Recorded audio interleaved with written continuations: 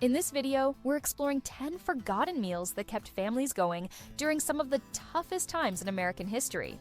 From inventive sandwich spreads to simple comfort foods you might never have heard of, we'll dive into the resourceful and sometimes surprising ways people filled their plates during the 20th century. Number 1. Liverwurst and onion sandwich. This lunch was a go-to option in countless households that wanted something affordable yet savory, especially throughout the 1930s and 1940s, when people learned to scrape by on less extravagant items. In analyzing over 100 sources, including vintage cookbooks, online historical forums, and nostalgic YouTube channels, we've seen how liverwurst, also known as Braunschweiger in some regions, was heavily advertised in old commercials as a cheap protein that could be stored without spoiling too quickly. Many grandparents swore by a few slices of liverwurst layered onto soft white bread, often combined with raw onions for a little kick. By the 1950s and 1960s, this sandwich became a common fixture in lunchboxes for baby boomers, partly because it was easy to prepare and didn't require cooking. People would sometimes spread mayonnaise or mustard on the bread, but the strong flavor of liverwurst and onion was enough to stand on its own. Old Hollywood references occasionally show characters in diners ordering liverwurst sandwiches, hinting at how common it once was. In the 1970s, when processed foods became even more popular, liverwurst retained a loyal following among families who clung to the tastes of old America, though the rise of more modern deli meats would later overshadow it. Nonetheless, this sandwich remains a nostalgic memory for older generations who remember how a few basic ingredients could create a fulfilling midday meal that fits snugly into a frugal budget. Whether served with a side of pickles or a small salad, it was a piece of 20th century America that might make younger folks raise an eyebrow today, but for many, it's a reminder of simpler times and the golden age when tastes were shaped by what was available and affordable. Number 2. Cheese Dreams. This lunch item dates back to the early 20th century, but became especially popular during the 1930s, 1940s, and 1950s, when families were on tight budgets yet craving a bit of comfort. A cheese dream is essentially an open-faced sandwich topped with cheddar cheese, sometimes a tomato slice, then broiled or toasted until bubbly. Our deep look into archived women's magazines from the mid-1900s uncovered countless variations, with some using bacon strips and others sprinkling on onion or spices for extra flavor. People in the baby boomer era often talk about how this was a quick, tasty lunch that their parents or grandparents would whip up using limited ingredients. It resonates with the old America theme because it relied heavily on bread, a staple that could be homemade or store-bought, plus cheese, which was relatively inexpensive compared to other proteins. By the 1960s and 1970s, the cheese dream was sometimes overshadowed by the rise of grilled cheese sandwiches with processed cheese slices. Yet it hung on in small diners and home kitchens that prized retro favorites. In the 1980s, some families continued to serve cheese dreams for weekend lunches, passing the tradition down to Gen X kids who might have been more familiar with microwavable snacks, but still enjoyed the toasty simplicity of this old-school dish. Today, references to cheese dreams pop up in nostalgic recipe collections, reflecting a time when stretching your grocery budget also meant finding new ways to turn basic ingredients into a hearty midday meal. For those who grew up with this dish, the smell of cheese under the broiler instantly transports them back to cozy family kitchens where the radio might have been playing rock and roll tunes, linking memories to a culinary moment firmly rooted in 20th century American nostalgia. Number 3. Potato and egg salad on rye. This recipe might sound like a picnic side dish, but decades ago it was more commonly served as an actual sandwich filling when money was short.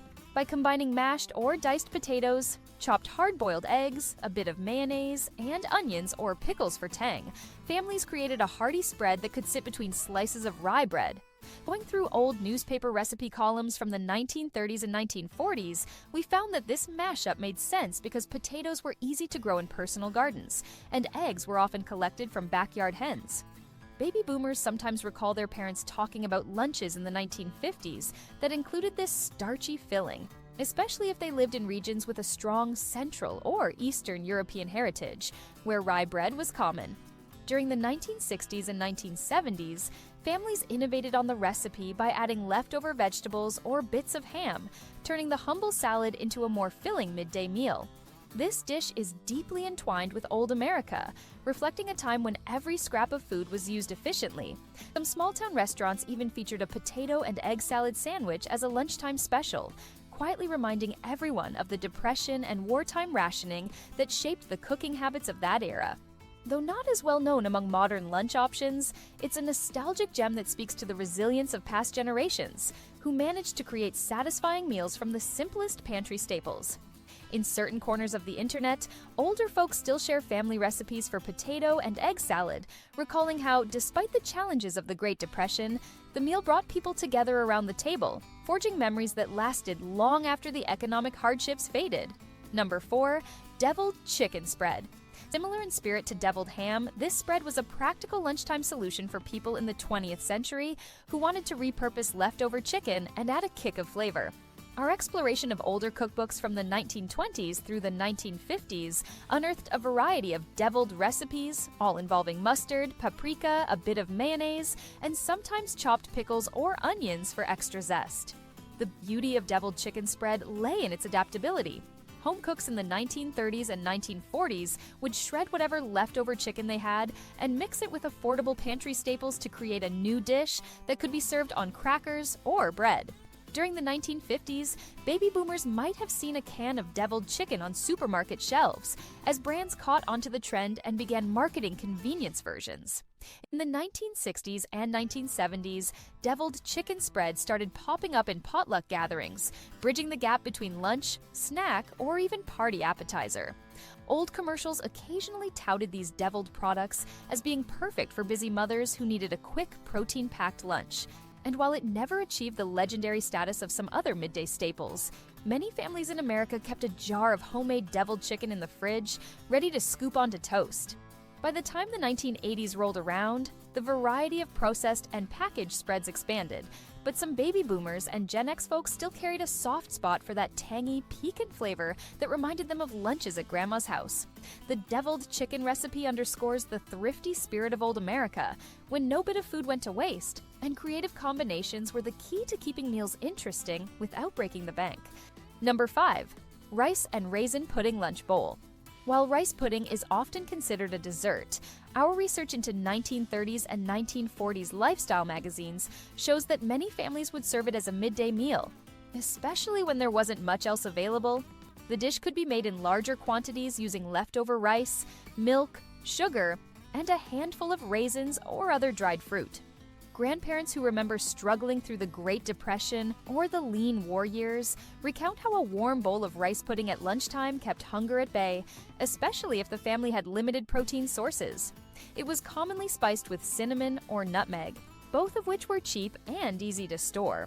In the 1950s, the baby boomer generation sometimes saw sweet lunches like this as a treat, a departure from the more savory sandwiches their parents often prepared.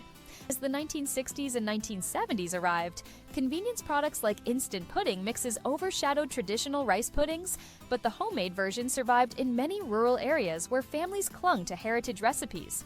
Old commercials occasionally hinted at sweet lunch ideas, featuring housewives who promoted easy, filling solutions for busy households.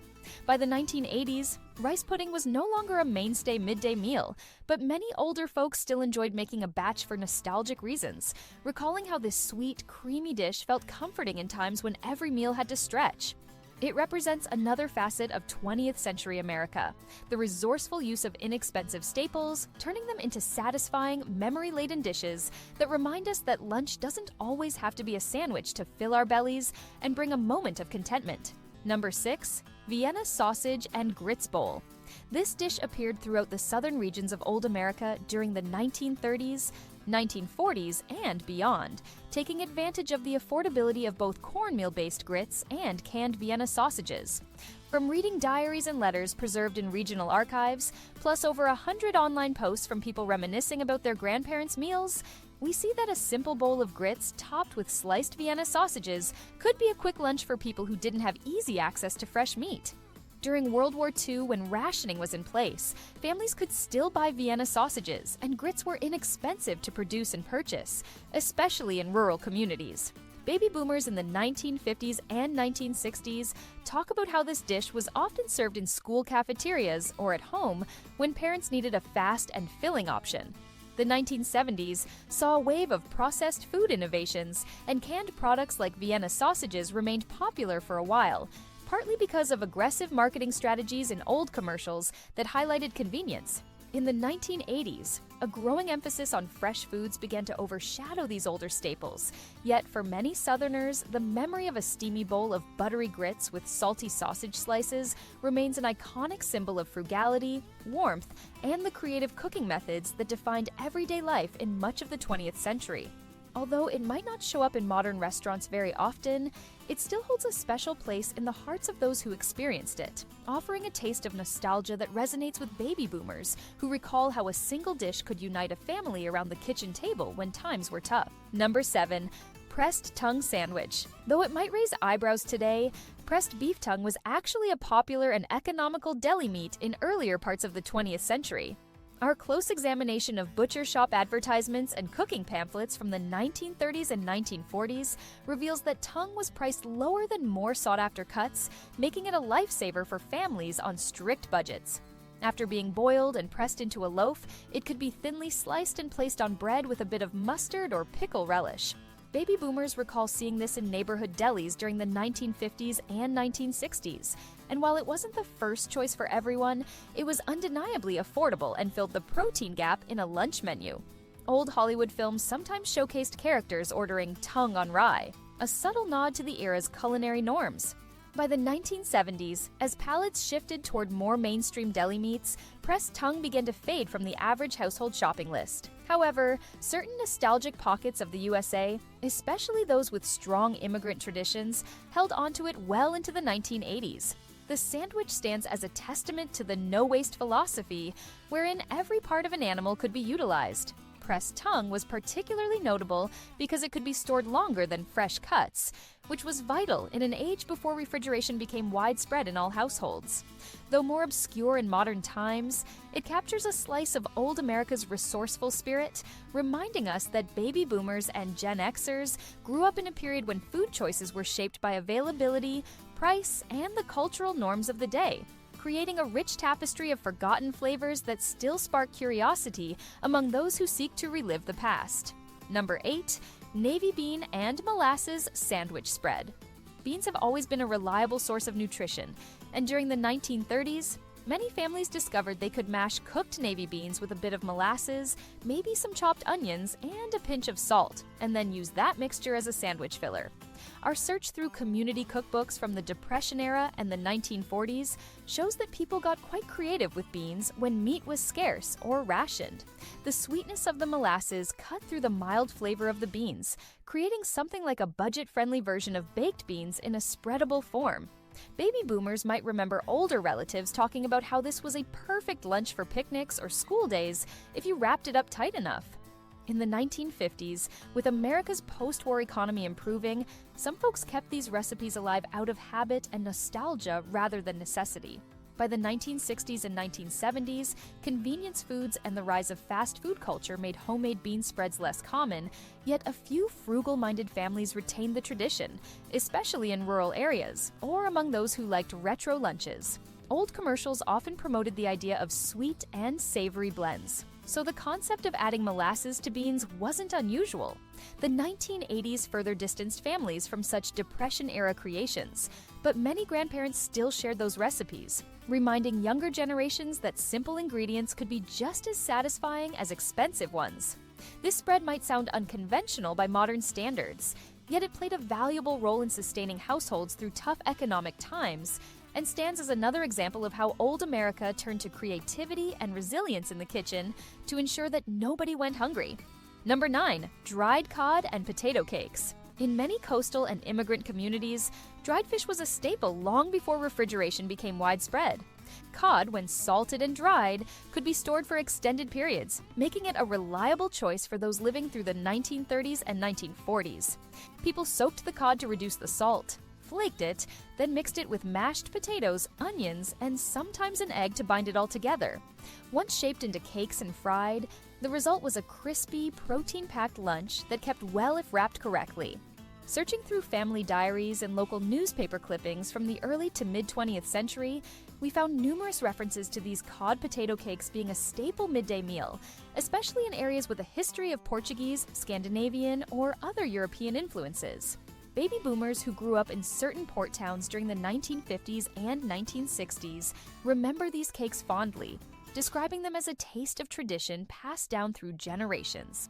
By the 1970s, the availability of fresh fish in supermarkets, combined with evolving food preferences, caused dried cod to decline in popularity. Old Hollywood rarely featured this dish, but it can occasionally be spotted in historical films showcasing immigrant neighborhoods. In the 1980s, some communities still clung to this lunch as an affordable, nostalgic option, though it was no longer ubiquitous. Today, it survives in cultural enclaves and retro cookbooks that celebrate the thriftiness of past generations. It's a telling example of 20th century American diversity, reflecting how different regions and immigrant traditions influenced lunch menus across the country, creating unique blends of heritage and resourcefulness that helped families survive and even thrive during economically challenging periods. Number 10, Sweet Dumpling Street.